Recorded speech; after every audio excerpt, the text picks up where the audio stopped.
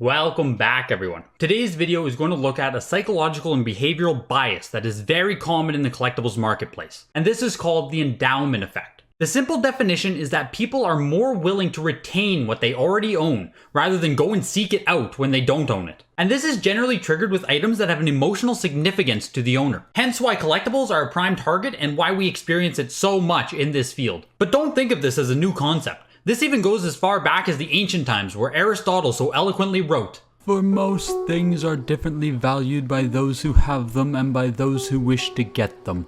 What belongs to us and what we give away always seems very precious to us."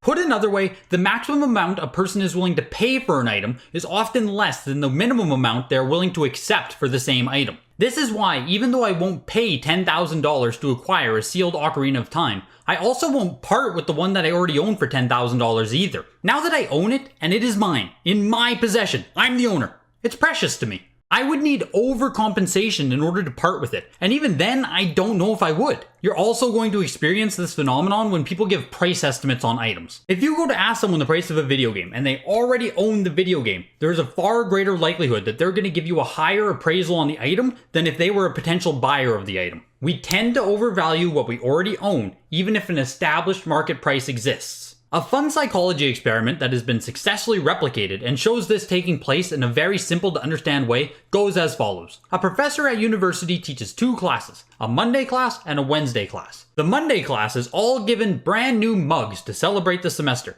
while the Wednesday class receives nothing.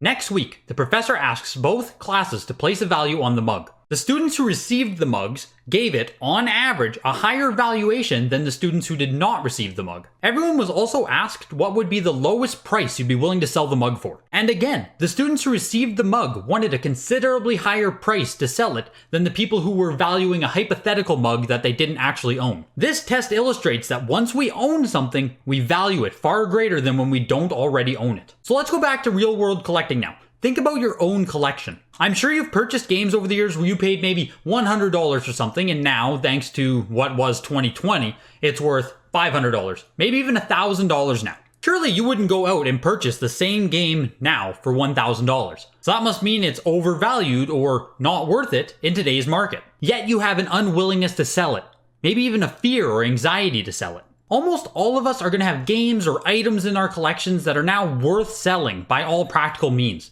Yet we still don't. Even if we could use the money, or we can reinvest it elsewhere, or it's a better opportunity over here, we still see extreme difficulty in selling these items. In a completely practical world devoid of emotion, if you would no longer spend the money to acquire the item or the game, then that item must no longer be worth it, and the money is worth more than the item. So the only rational decision would be to sell the item. But we all know that is far easier said than done in most circumstances. Almost all of us have said at one time or another, if I sell this item now, I will likely never own it again. Which in a lot of scenarios is quite dramatic because very few items actually have that level of rarity where you will never have another chance to own it in your life. But what we're really saying is that we would never pay to own this item again at its current price. So why is this? Why are we so intent on keeping what we already own despite the logical decision? Well, let's look at the leading contributing factors to the endowment effect. The first of which is probably the most obvious and begins with the concept of ownership. Once we obtain something and have it in our possession, we take ownership of that item.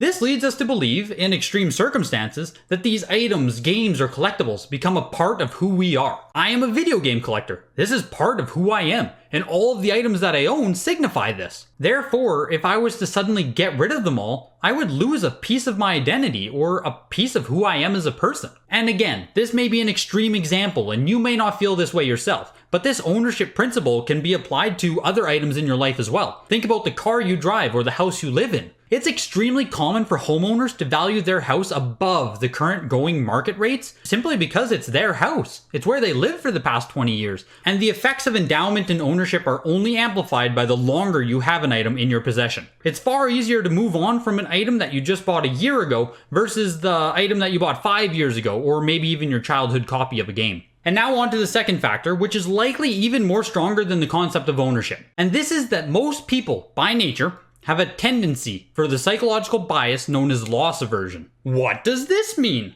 Loss aversion is the tendency for someone to avoid losing something rather than seeking out equivalent gains. For many people, the thought of losing something is so powerful that they'll avoid all forms of risk taking, even if the risk is well calculated. I'm sure you all know people who won't go anywhere near a casino, or the crypto market for that matter. These people are simply more loss averse than the people who are willing to take that chance. We as people don't want to lose what we already have. And although loss aversion is mainly used in finance and money and investing, it also correlates to the loss of possessions. The act of selling my Ocarina of Time and no longer owning it will be a stronger emotional feeling than the joy I felt when I acquired it. And I am aware of this. I am emotionally attached to it for better or worse. This will lead myself and others to simply do nothing. Maintain the status quo. Ignore all opportunities that may be associated with the sale of that item. Nothing gained and nothing lost. And that's a pretty good feeling at the end of the day. So what can we do about this? We know this bias exists, it affects most of us. What can we do? Nothing, really, because it's always going to exist in your life, unless you are a lifeless, emotionless shell of a person simply pretending to be a human.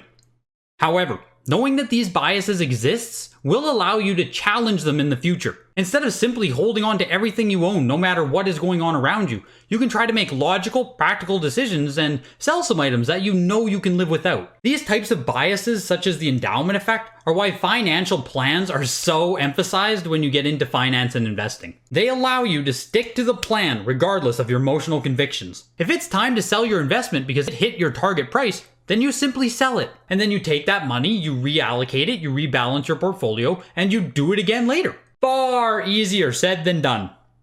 Trust me. But even just being aware of this bias might help you to make better decisions in the future. Thank you for attending my TED Talk today, and I want to leave you with the wise words of comedian George Carlin. Have you ever noticed that their stuff is shit, while your shit is stuff? I'll see you guys next time.